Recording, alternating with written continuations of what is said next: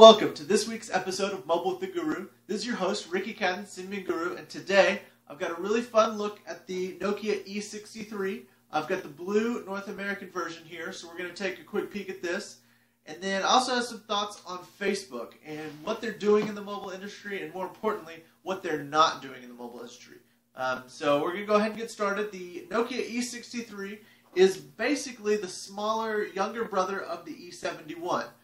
As you can see, they both have QWERTY keyboards, and they both have a nice landscape-oriented display with the shortcut keys here. They're both relatively thin. The E71 is definitely way thinner than the E63, and you can see them together here. But really and truly, the E63 is not much bigger than the E71. The key differences, though, are the complete lack of any extra side keys on the E63. There's no volume rocker over on the side, nor is there the shortcut to mute or activate speakerphone. There's obviously no camera button. There's not even a power button. The end key here pulls double duty as the power button, so you press and hold the end key like you do on a lot of clamshell phones here in the United States. So one noticeable difference, though, on the E63 is that there is a 3.5 millimeter headset jack here, which allows you to plug in just about any pair of headphones that you might want. It's also really good for computer speakers if you're sitting at your desk and you want to use your phone as an MP3 player. It's very, very useful for that. The E71, on the other hand, only has a regular 2.5 millimeter plug, so you have to use an adapter or use a special pair of headphones, which is really, really a hassle. The E71 does have a 3.2 megapixel camera back here with autofocus, and the E63 only has a 2 megapixel camera back here, and there is no autofocus. However, really and truly, in real life, the E71's camera is pretty stinking worthless. There's no camera button, so there's no way to quickly activate it without using up a shortcut key. And to focus, you have to open the program and then press the T, which is the 2 button, right underneath the D-pad. So you have a minimum of 3 button presses just to take a picture. One to open the camera, one to focus, and another one to snap. That's a lot of buttons, so it's really not convenient. And on top of that, the pictures, considering it's a 3.2 megapixel, do not come out all that great. There's usually a purple or a pinkish kind of haze over the photo, so it's kind of disappointing. Thus, switching to a 2 megapixel on the E63, which actually takes clearer pictures, is not a big deal at all. One cool thing that I like on the E63, though, is that you can press and hold the space bar down here to turn on the flash as a flashlight. And I actually used this last night. I came in a little bit late and was able to use that to walk around the house and kind of find my way around without having to turn on all the lights and just illuminate the whole house. So it's actually pretty convenient. It still has the micro USB and micro SD card slot here on the side, which is very convenient. Unfortunately, though, it does not come with a micro SD card, so you're going to have to supply your own.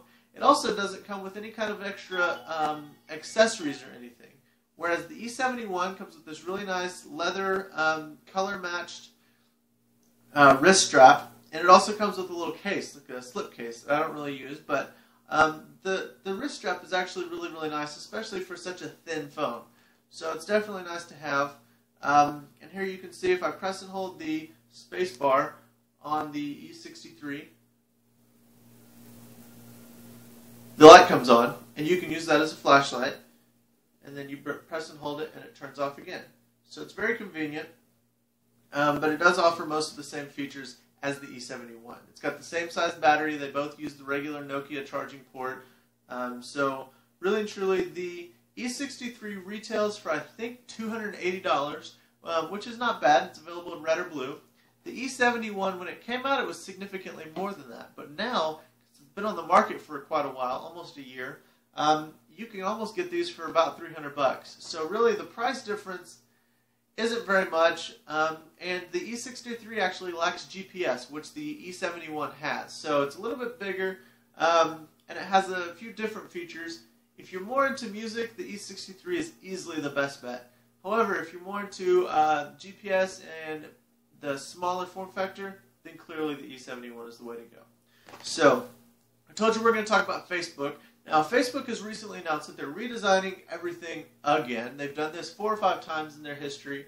And basically they're going a little bit more real time. We saw a preview of this with the presidential inauguration when they had the live feed on CNN of the event, and then they also had kind of a Facebook chat box where you could chat with your friends on Facebook about what you're watching. It's completely brilliant. I would love to watch all TV like that. I think it would be fantastic. So anyway, so they're redesigning your homepage. Individual pages are going to be redesigned. The status feed is going to be a little bit more real time, so you got a much better experience. Unfortunately, it's all for the desktop web, which means it's all for websites you can go to on your computer. In terms of the mobile, they didn't really announce much of anything. Currently, the only official Facebook applications that are out there is one for the iPhone and one for BlackBerry. Now, the BlackBerry client, recently an update was kind of leaked for version 1.5.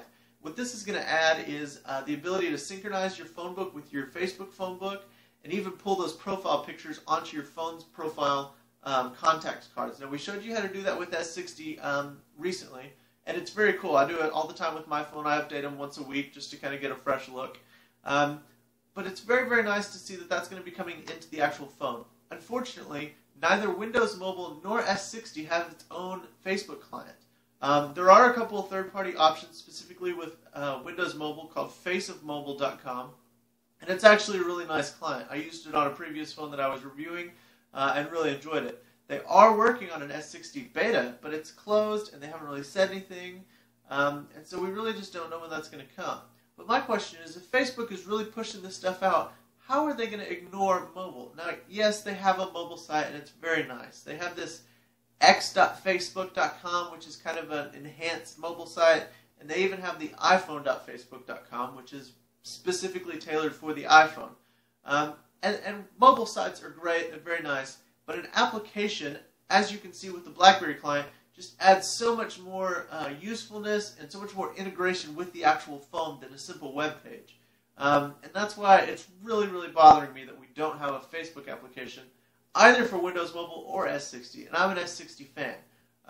So I think it's really interesting that Facebook is putting into resources all these different updates to their desktop page, but yet everything's moving mobile. If you ignore the mobile web, you're going to be out. They have to be focused on that, and they have to help mobile clients interact better with the service. So hopefully, I know the Nokia N97 is going to have a new Facebook widget. All About Symbian kind of gave us a good preview of that recently. And obviously, I'm sure that widget will work fine on the 5800 Express Music. But that still doesn't help any of the other S60 phones, like the N95, which is still insanely popular, or even the upcoming E75 or N79 or anything. So I'm really kind of disappointed in that. Hopefully Facebook will announce new applications, and it's really up to them to develop it. They shouldn't leave it to third-party application developers who do a great job. But if Facebook really wants to get everybody interacting, they have to go mobile, and they have to do it quickly. So hopefully that'll come out soon. Who knows? We'll definitely see. But that's all I've got for you this week. Thanks so much for watching, and have a great day.